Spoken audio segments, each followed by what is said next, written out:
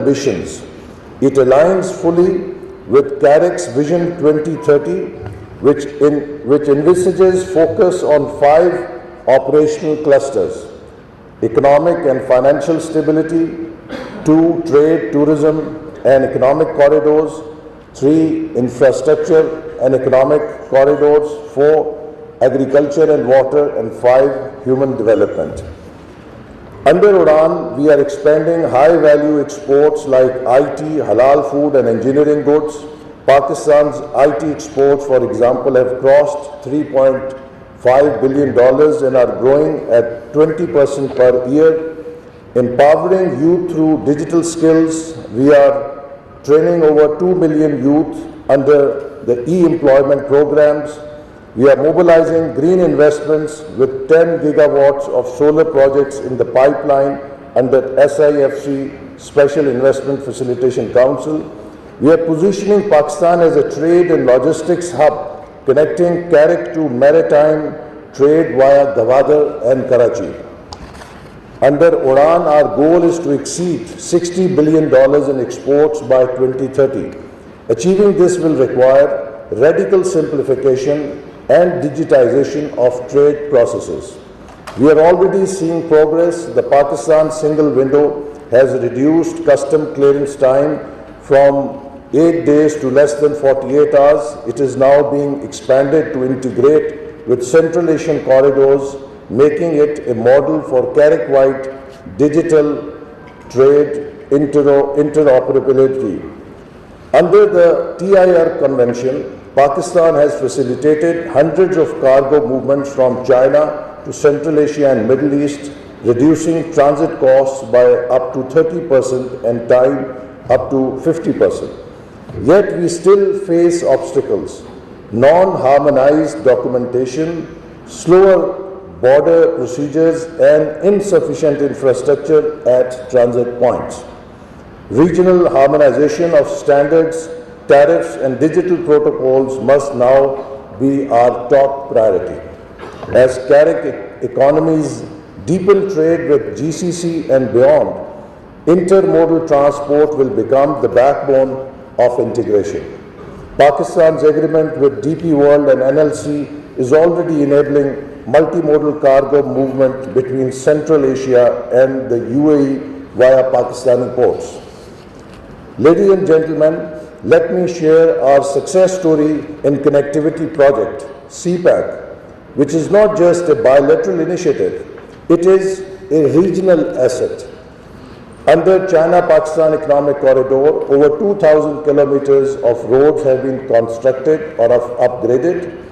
8,000 megawatts of power generation has been added to the national grid. Gwadar Port is being developed as a regional gateway with a free zone attracting international investors. CPAC Phase 2 focuses on industrial cooperation and special economic zones. These zones offer joint venture opportunities for CAREC partners in manufacturing, food processing and logistics. We invite CAREC member states to connect their value chains with Pakistan's special economic zones, explore cross-border industrial clusters, and benefit from our preferential trade agreements with China, ASEAN, and the Middle East. Energy is the lifeblood of connectivity. That is why Pakistan is pushing ahead with regional projects like CASA 100, linking Kyrgyz and Tajik hydropower to Pakistan and Afghanistan, and TAPI gas pipeline project linking Turkmenistan, Afghanistan, and Pakistan, and also offering Turkmenistan a gateway to take its gas to international markets.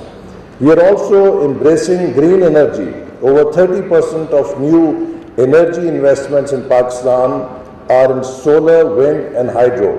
Pakistan's National Solar Energy Initiative aims to install 10,000 megawatts of solar power by 2027. We propose establishing a CAREC green energy corridor connecting producers in the north with consumers in the south. Let this be our joint contribution to global climate goals and regional prosperity. In today's world, data flows matter as much as trade flows.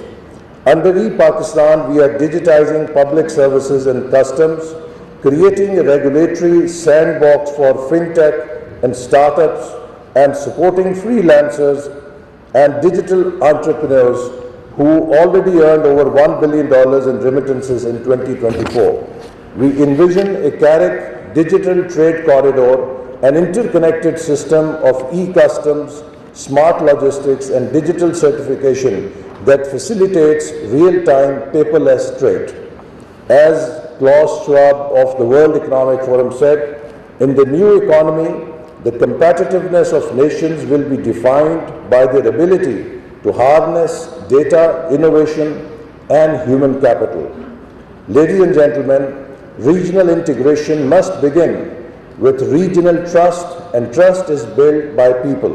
We must harmonize education standards across CAREC, facilitate student and faculty exchange programs, and support the CAREC think tank network so research can drive policy.